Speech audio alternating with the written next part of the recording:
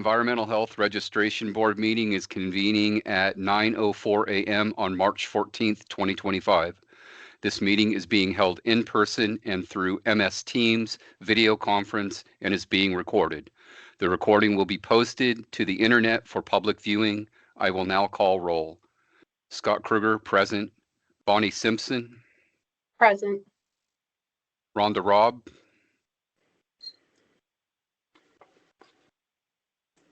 Absent. Sean Rochette. Also absent. Eric Lamb. Present. Jesse Lanou. Present. Members, when you wish to speak, please state your last name for the record. Board members are asked not to use the chat feature during meetings. The Health Licensing Office asks that individuals attending through MS Teams keep their phones muted and cameras off during the entire meeting or till they are given an opportunity to comment during public and interested parties' feedback period if indicated on the agenda. Public comment is limited to matters listed on the meeting agenda or topics relevant to this board, to what this board has statutory authority to regulate. Public members wishing to speak, please sign in on the roster sheet available in the room or email Josh Page at Josh, Josh, .page, PAGE at OHA.oregon.gov and provide your first and last name. Everyone is asked to use appropriate language, manners, and protocols when conducting business. Okay, very good. Thank you very much, Chair. First item on the agenda is the approval of the agenda.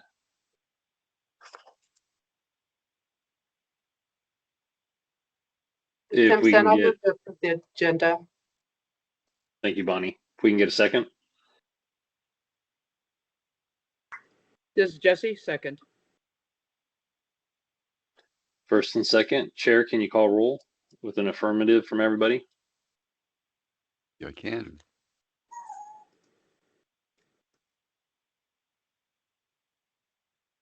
So I'm sorry. It's been kind of a week. Can you help me out here? You just want me to call roll, say, For have approval. people say, yeah, Aye. yeah, okay. Approval of the So- agenda is what this Yeah, is for. yeah, perfect. Yeah, so we'll call roll for approval of the agenda. Those in favor say aye. Scott Kruger, aye. Bonnie Simpson, Aye. Eric Lamb, Aye. Jesse Lanou. Aye. Thank you. Excellent. Thank you, everybody. Again, this is Bob Bothwell, and I will go over the board membership real quick since you all have heard it many, many times. So Scott is in a second term, and that expires June of 2026. Excuse me, June 30th, 2026. Bonnie is in a second term as well, and that term ends June 14th of 27, and Scott and Bonnie cannot reappoint. Sean Roche is in a first term, which expires 3/24 of 26, and he can reappoint. Rhonda Robb is in a second term that expires 11/5 of 25, cannot reappoint. Eric Lamb is in a first term. It expires 6/29 of 26, and Eric can reappoint. Jesse Lanou is in a first term. It expires August 31 of 2027 and cannot reappoint. Members and chair, if you know of anybody who's interested in being on the board, I'm sorry if anybody can hear me. I seem to have lost audio for Bob. we can hear you. Can you hear Scott? I can now. Thank you very Okay. much. Wonderful. All right. So moving on, just we're at quorum, so if anybody drops off, we're gonna have to pause the meeting. So board chair and board members, if you know of anybody interested in coming to the board and being part of this, please ask them to reach out to Chrissy Pickett, and her name is on this on the report for stakeholders and interested parties. They can just email her or call her. Both email and number are there. There's some training that is required annually and then once per term. Once per term is overview of boards and commissions, and then annually are the information security training foundations, as well as preventing discrimination and harassment. There's an optional training overview of Oregon ethics law. It's optional, like I said, but I recommend everybody taking it. Scott, you may have noticed that your script changed a little bit. That's due to the Oregon Government Ethics Commission has adopted a rule or enacted a rule that requires specific elements of board meetings, and they are watching board meetings. In addition, there is some things that I would like to share with the board. So like I said, they've enacted a rule or rules related to public meetings law back in October. One of those is if public comment is allowed, the presiding officer, Scott, or whoever the chair is, may regulate the order in which people can speak, how long they can speak, and that the person's presentation to the board is related to board topics on the agenda or topics that the board has statutory authority over. And the public needs to be given the same amount of time for each person. So pretty standard for us has been 3 minutes. And whenever we have public session, if somebody has something to say, I have my cell phone handy and I start a timer on it and keep it at 3 minutes. The other thing is the person is not required to request to speak in public comment to the board. And then executive session, the executive sessions are narrow, and we've been in them periodically. And what we cannot do is, and this is just a reminder because we wouldn't let you do it, specifically, we can't allow votes or decisions and deliberations to be made in executive session. However, we can come to an informal consensus. So for example, if we're discussing cases or something and we're deciding some sort, whatever discipline is going to be handed down to any respondent, we can come to a consensus to make sure that we would have a quorum of the board, with a decision.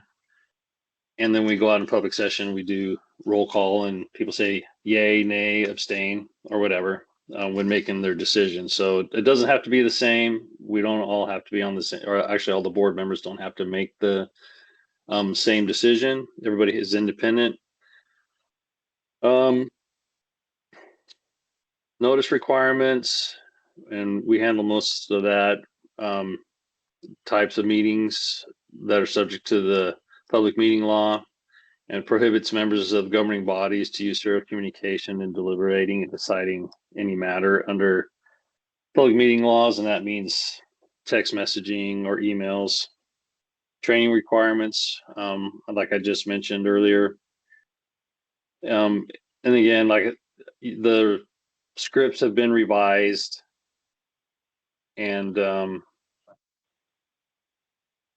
we'll cover that as we go along. You'll see that when you do public session.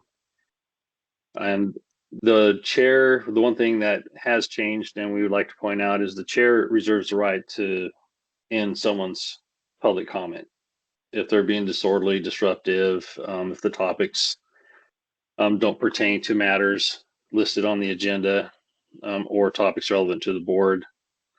So the chair, you can ask us to mute them, or you can try to get them back on track, however you want to do that.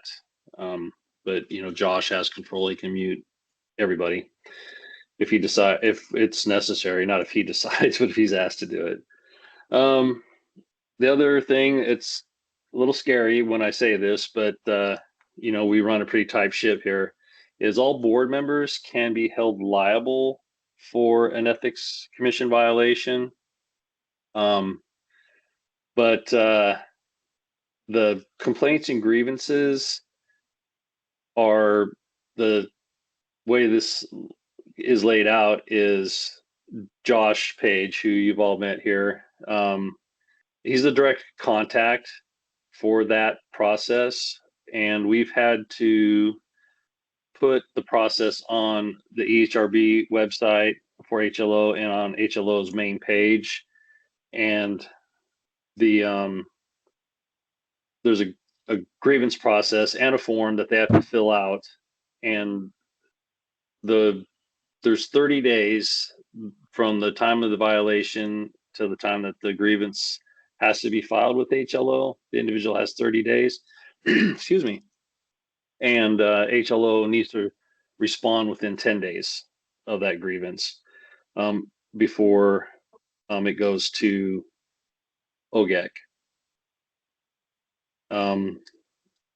So there have been some local jurisdictions that have been held accountable for public meeting law violations, and they were just given some training or asked to do training by government ethics. There was no civil penalties, but they do have the authority to issue civil penalties.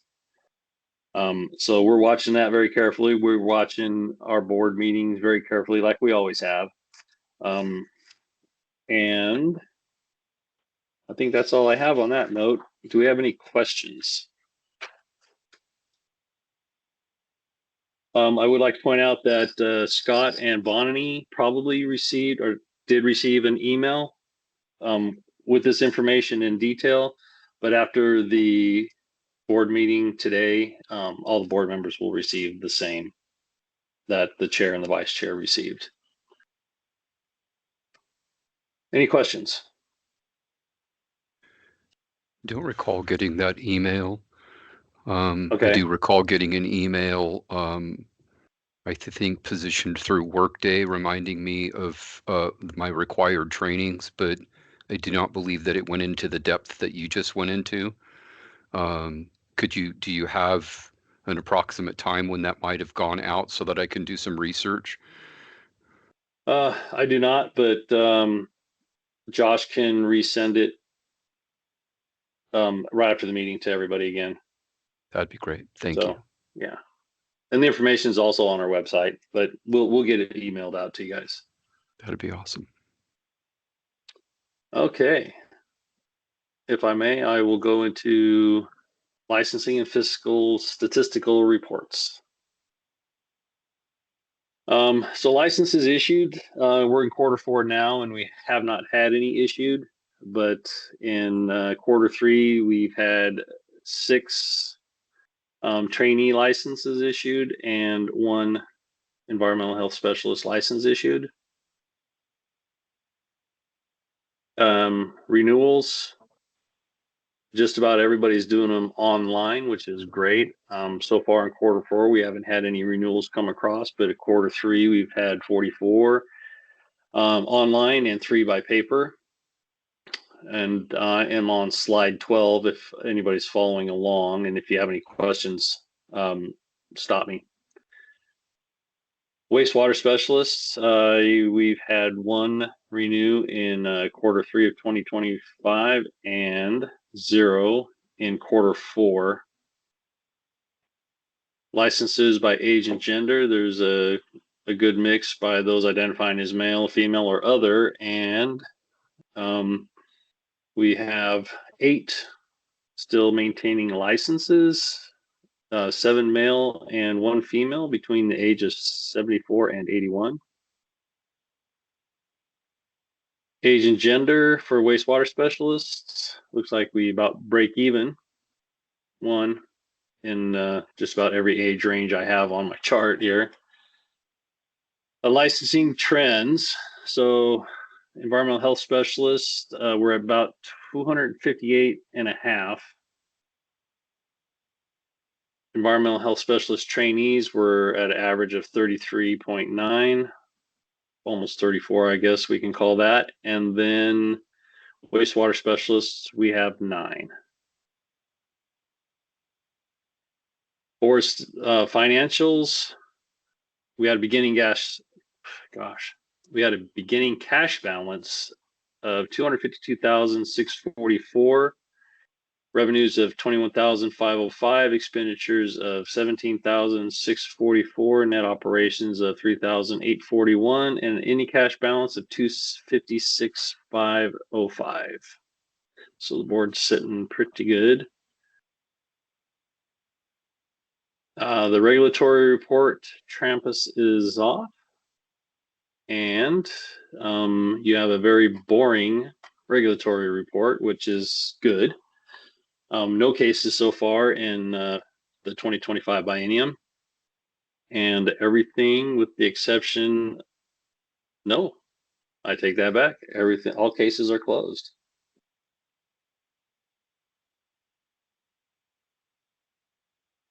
Questions? Concerns? Okay. Hearing none.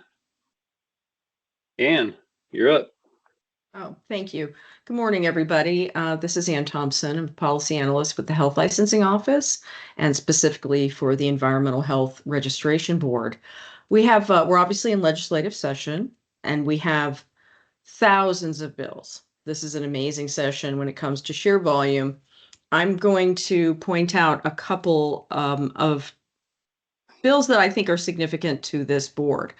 Senate Bill 844, if you read ahead, it's a housekeeping bill for health protection and public health.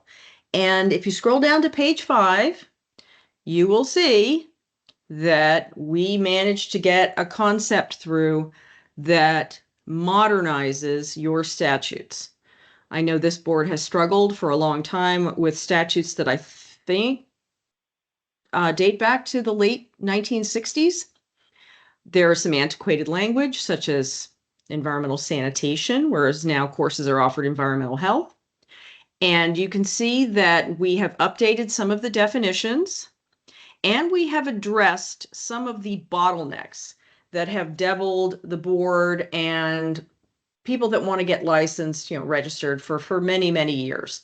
The time traps about, the 2 years of work, the extremely restrictive requirements, only 2 master's degrees accepted, 45 hours in science hours in environmental sanitation, whereas the NEHA just asks for 45 basic science hours.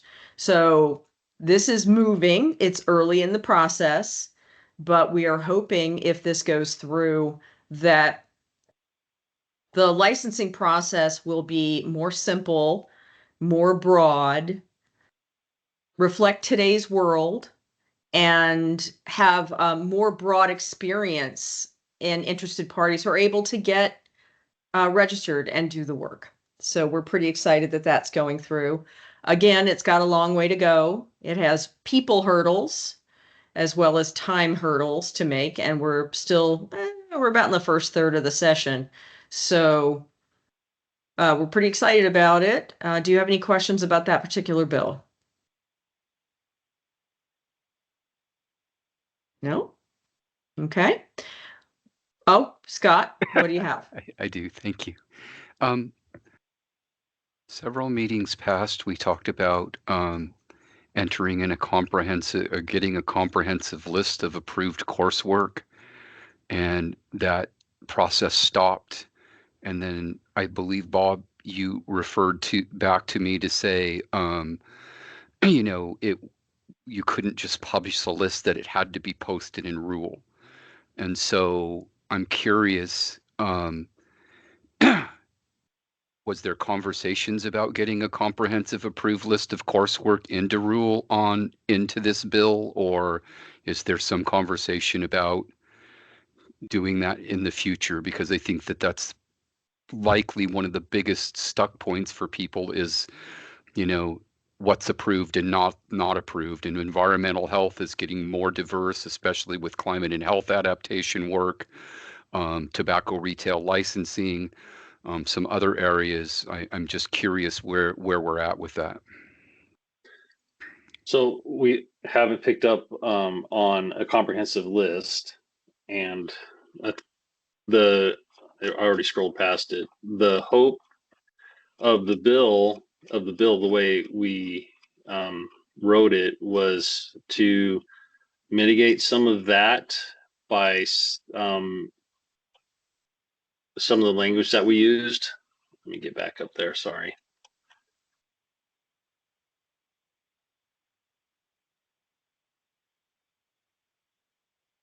Bob, if I may, this is Sure.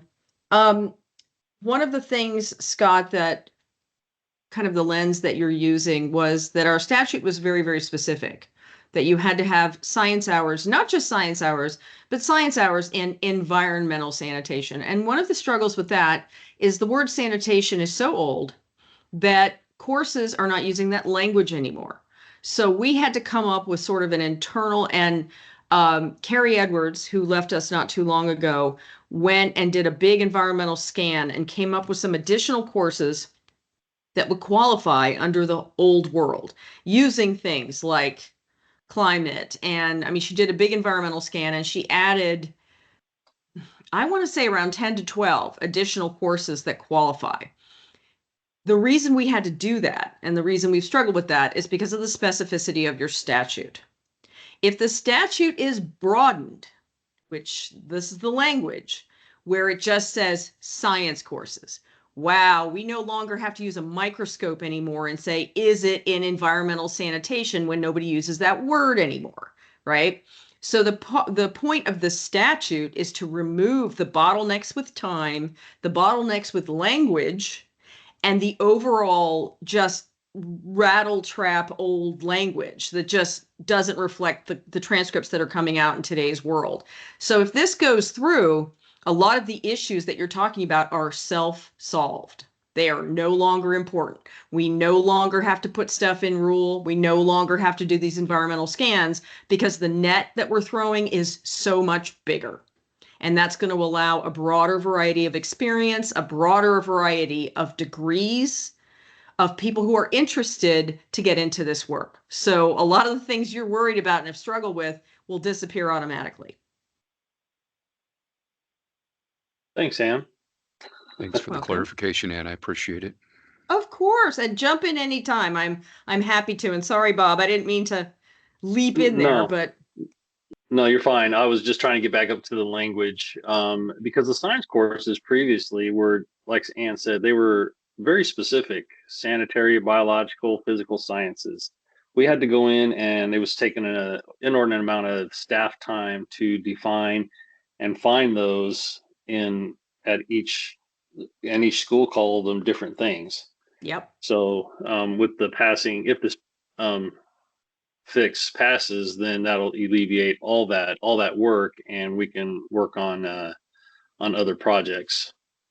Yeah, it's really tough, Scott, and members of the board, when your qualification people have to look at transcripts, and some of these folks are enormously educated, right? And they have to go through transcripts and say, okay, this sounds like it would work, and then they have to go to the school and get a call the school up and ask for the CIP codes to see if it falls under certain silos, and it just goes on and on and on because your statutes require this microscopic view, right? And since this is pulling back out and allowing a broader range of experiences in science, a lot of the just struggles with staff and your frustrations as a board and frustrations in the public as somebody who decides after they get their degree, you know, I'm really excited about climate change work and I really want to get into this. And unfortunately, the pathway they took academically doesn't support that decision. If this goes through, more people who are in that position will be able to be registered.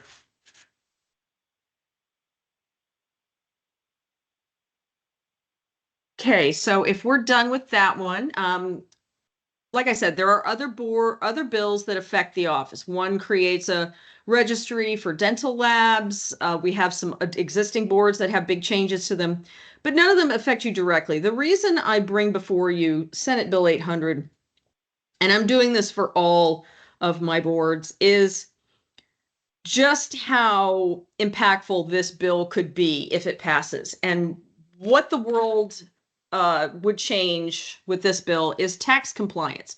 What this bill says is anybody who needs a license to practice a particular profession, regardless of what it is, construction, environmental health, anybody. In order to be licensed or renew, they would have to prove they were in tax compliance with the Department of Revenue. And what that would involve is going onto their website, going to a portal that hasn't been established yet or built, and typing in your relevant information and getting a certificate of tax compliance. And that would have to be acquired and submitted with an application for licensure. No, the certificate has to be no more than 90 days old, or renewal. And what we've had meetings with the Department of Revenue, and I've seen some of the testimony. They claim this is going to be easy. I have my doubts. And what they say is that there are certain groups of licensees. I don't know if they're professions that can work for cash, under the table, or who they might be. But according to the Department of Revenue, they would find a group of licensees, a profession, that are below the threshold for tax compliance. Whether that's 95%, 90%, we don't know. But they would say, okay, we've decided that environmental health specialists are not in the acceptable range for compliance.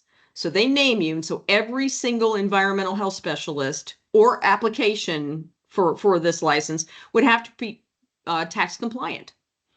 If they are found to not be in tax compliance, if you have a license, it is immediately suspended. You cannot work. They claim that they are going to have a rapid dispute policy if you don't agree with them, whereas you would come to the table and you would figure it all out. But the implications of this for both the individual, for people in small business, and for us is enormous. The licensing process can be long to begin with, but adding in a loop where we become an arm of the DOR is great when you consider how much we rely with our small staff on online renewals. If we have to look at a certificate of compliance and make sure that it's no more than 90 days old and it's you and you're okay, that might take some of the automated process out of it and slow us down. And there has been the League of Oregon Cities, I believe, opposed it. For some interesting reason, the Oregon Bar Association is pulled out in this bill. Don't really know why.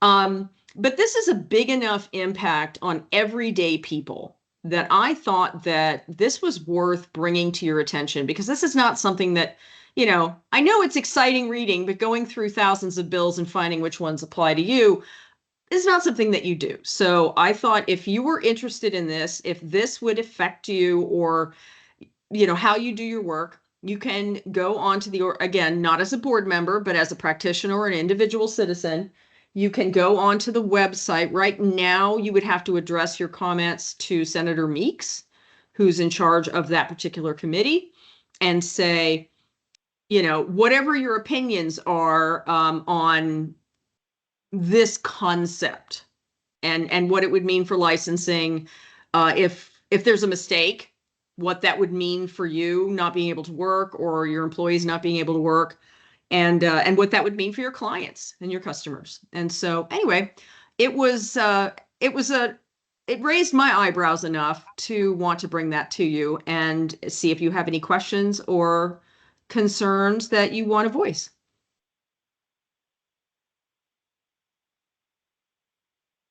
Scott, did you get a thought bubble? I thought I saw one. Well, yeah, quite a few of them actually.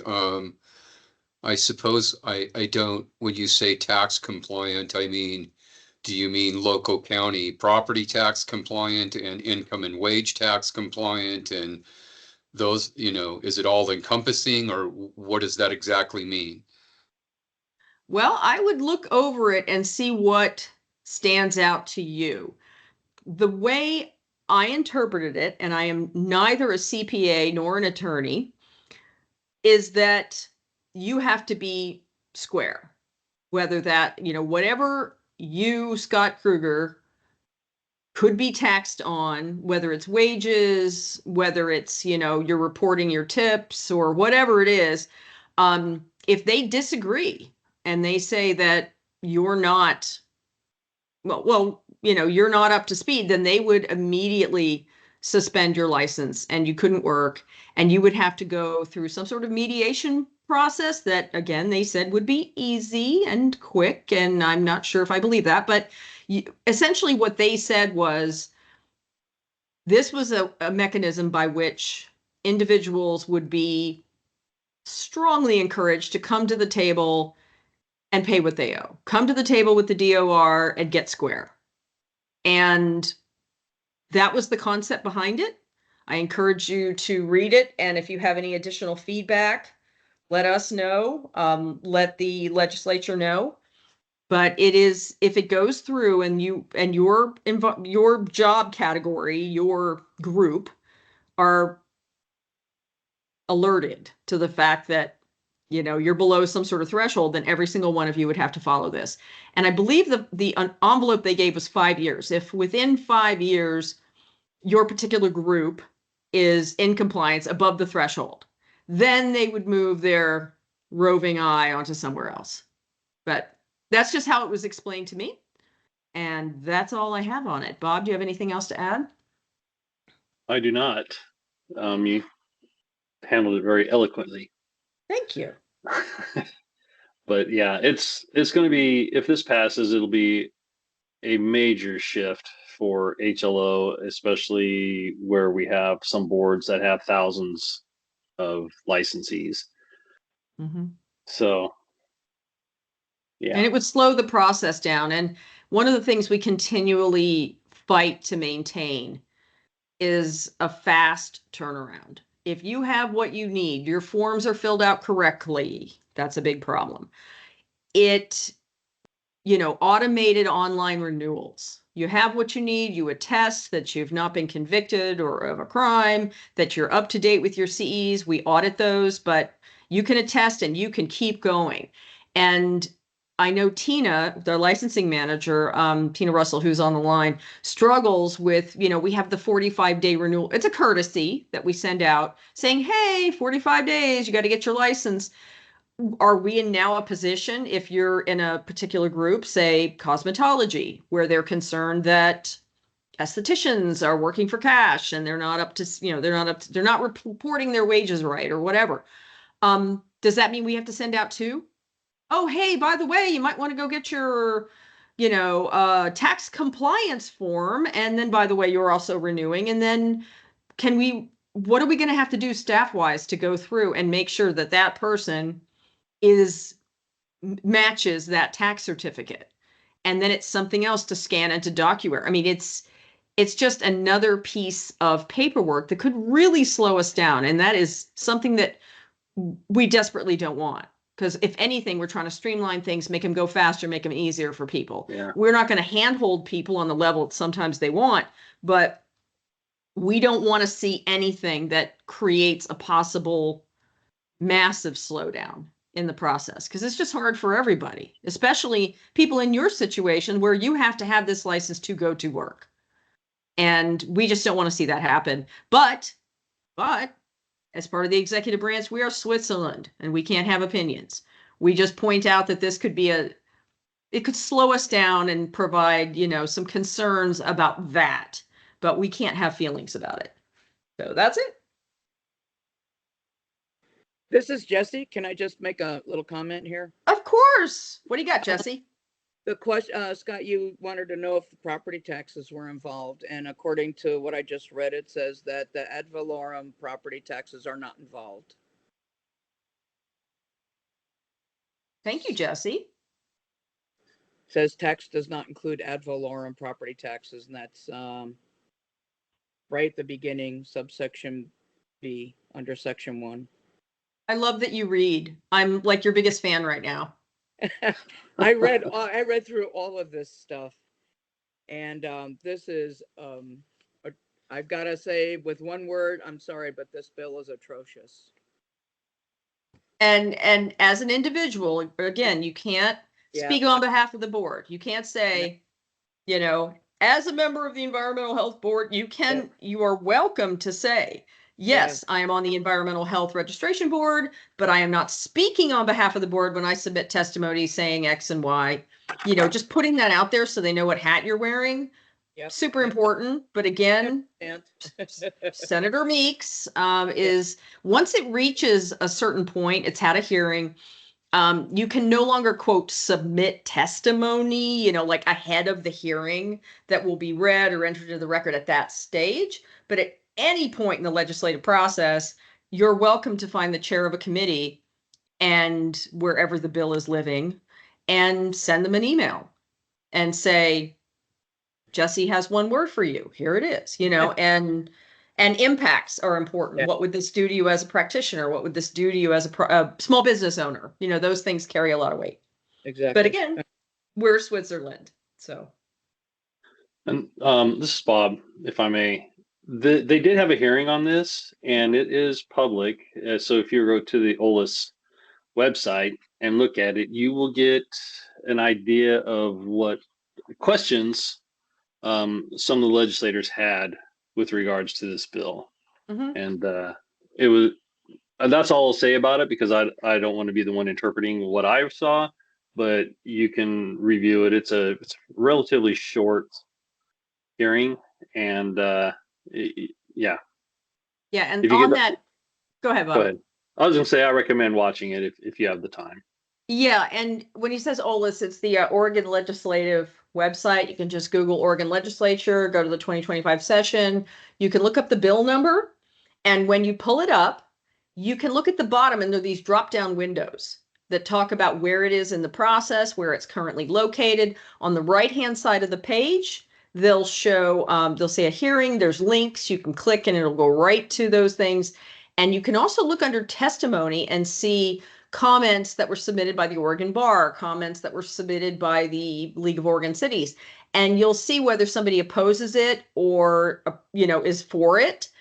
And what's interesting is a lot of, if you read the testimony on the quote neutral, it's because they have to be neutral, right? Their position as an agency has to be Switzerland. But if you read their comments, you can see concerns Oregon, League of Oregon Cities worried about contractors if they said it's a domino effect. You know, if you have a subcontractor who runs out, all of a sudden you have to pay for their materials and you get a little bit behind because they don't carry a lot of cash, and then they can't work. And League of Oregon City said, you know, we have a lot of projects going on right now that would be dead in the water if, you know, somebody was out of compliance for 30 days or 60 days and they get in that window and all of a sudden now they can't work.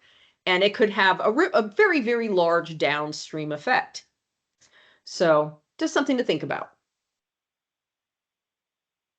And I believe that's it, unless anybody else has more questions about the legislative process. If you want to support the housekeeping bill, you know, you're part of it. Again, you are welcome to submit testimony as a practitioner, as a registration licensee holder, and go over it, what you like about it, what you don't, say it's going to, you know, move the needle on the profession, whatever.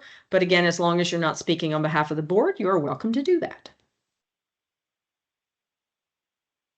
Bob, back to you. Thanks, Ann. You're Feels like welcome. this feels like a news program. Absolutely. Okay.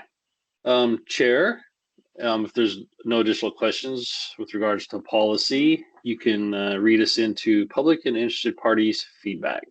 I don't see anybody on there. And Ann, this is a burning question. If there's no public on the line and no media, do we have to read this? Well, what I would do is I would do a poll, check with Josh. Josh, do you see anyone on the line who is not a staff member or a member of the public, or is there anybody on the line who Oh, I do. identifies as such? We have I see one. Eric Yeah, I'm not Nebecker. sure Yes. if they want to do public comment Okay. or not, but Hi, Eric. This is Ann Thompson. Would you like to make a comment today? No, not today. Okay, then if that's the case, Bob, I think that we can skip the script. Okay. Chair, are you okay with that? Confirmed. Okay, Chair, any other board business? Does any of the board members have anything that they would like HLO to do or have questions, need questions answered on any particular item? Bob, this is Ann. I have an item when you straw poll everybody, if they're done, I've got something for them. I just would just like to bring to the table the conversation that you and I had, Bob, that I'm obviously recognized as the chair in my cohort of people around the state. And I constantly get calls about, Scott, can you help me navigate trainees and coursework approved? And we have a small pool of people and we're running into roadblocks, and I'm constantly having to remind people that my place is, very narrow, and that, when I'm on public meetings, I'm essentially chairing but reading a script, and I have no authority to speak to you about, those types of, coursework or interpretations. It's pretty much nonstop. I probably get a call 2 or 3 times a month, and I don't know what I'm asking you, but I know what my boundaries are. When I first started the board, you all made it very clear about, what the rules and boundaries were about serving as a board member. And as Ann said several times here, that, you can't act on behalf of the board. And so I'm constantly directing people back to the webpage, here's who you talk to. But Okay. that still doesn't stop the stream of calls to Scott saying, you're the board chair and can't you do something? And I'm like, well, no, I can't. Well, you certainly bringing it to our attention, even if you do it every meeting to alert us. We're going to tell you probably the same thing. Give them Ann's number. Tina's the licensing manager. Give them her number. But this was the importance of this bill getting passed, is it'll take a lot of those downs. Now, I don't recommend saying, hey, there's a bill going to get passed, or No. there's a bill out there or anything like that. I wouldn't do that, because then we potentially give them false hope or tell them a lie.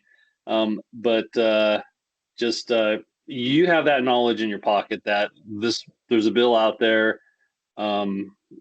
Hold it close to the vest. You or any board member can email Ann or myself to find out what the status is, or anything, or you can look on the OLIS website. But just keep forwarding, telling them to contact Ann and Tina, and they'll do their best to answer their questions. And yeah, they're like, yesterday we had one applicant that had a very high degree. I think it was a PhD, but the science hours weren't going to count because they weren't specified as they are in law today. So, yeah, just have them reach out to Tina and Ann. I think my point Bob, about this is that Ann. I saw Tina's hand jump up. Scott, your experience is not unusual. Most members of the public and licensees do not understand how government works.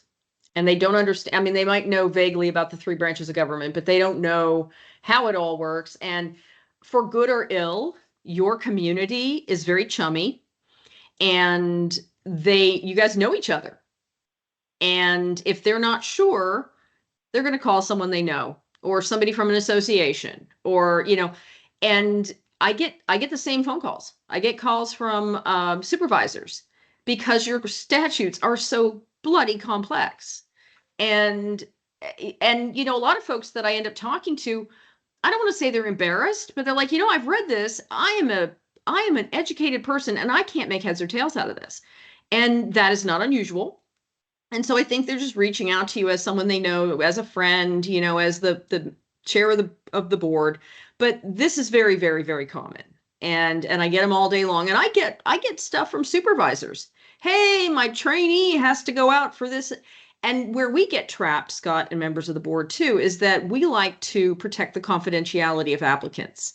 And we don't want supervisors getting in the middle of an issue with a licensee or an applicant or whatever. It's that third party involvement that makes us feel kind of uncomfortable because and so we always encourage, and just call us. Number one, we're not going to judge because we know it's complicated, and we're going to do our very, very best at every level to get your questions answered and help you. And again, they're just reaching out to you as a friend. It's very, very common, so it's not a problem. We're here to help. The other thing I wanted to mention, if this bill goes through, we are going to be jamming into rulemaking because we're going to have to change a lot of things that are in rule. A lot of specificity will come out. We'll have some new things. And so if this goes through, we're probably going to have to call some additional board meetings, depending on how straightforward the language ends up being, because you can have amendments as things go through. Our rules are definitely going to have to adapt. The degree to which we don't know yet, because again, we can get amendments, things can happen. So just be ready as things progress to maybe have to have some additional board meetings. And that's all I had, Bob. Thank you. I had one thing to add to that, and so we'll have to likely do rules advisory committee meetings. So if the board could think about what public or interested parties or folks that would be affected by it, to be thinking of that, because we will be asking that question. Right. And we're not talking about individuals. Advisory. Right. Not individuals, but groups. Like we have some that are like, oh, I know this guy, he's great. We're looking at anyone who might potentially be affected by these rules.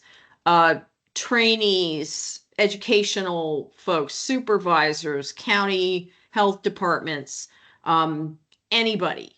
Start thinking about kind of the broader groups that if we sent an invitation out, we would send it out to X association and say, hey, we're looking for as many different individuals representing as not just diverse individuals, but in Oregon, you've got rural, you've got urban, you've got folks that are in the hinterlands, you've got the center of Portland. We want to have as diverse a rules advisory committee as possible on every level so that we can feel good that those views were brought to the table when we were crafting these new rules. So if you could kind of put on your thinking caps, make notes, send me suggestions, because if this goes through, we're sort of in a hurry up and wait position right now. We're waiting to see if it goes through, if there's going to be any amendments, because it's a housekeeping bill. So there's a lot of components. Once this thing goes through, all of a sudden it's go, go, go, and so we'll have to do it very, very quickly. So I appreciate you kind of thinking about that in advance. Thanks for bringing that up, Bob. Certainly. Tina had her hand raised. Does she still want to talk? Nope, I'm good. Thanks.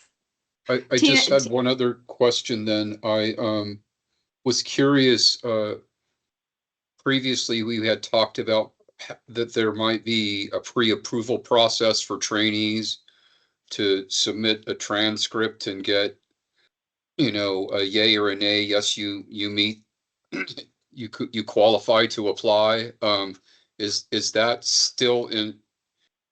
I mean, it's been so many years for me, and I don't, have any trainees on my staff, and so I'm curious, is that an option for folks? This Tina? is Tina. Yes, and it's currently happening, and we've been Right. doing that.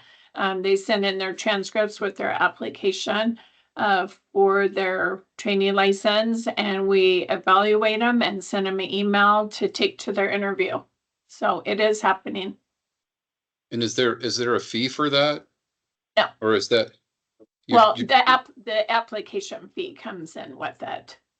Okay, And then Yeah, the we application fee pays for that. okay. Thank you. And then we just send an email to them telling them that they're pre-qualified to get their training license, and they can take it to their interview. Perfect. Thank you. You're welcome. Tina, how's that been working? It's been good. There you go. Okay. Anything else? Anybody?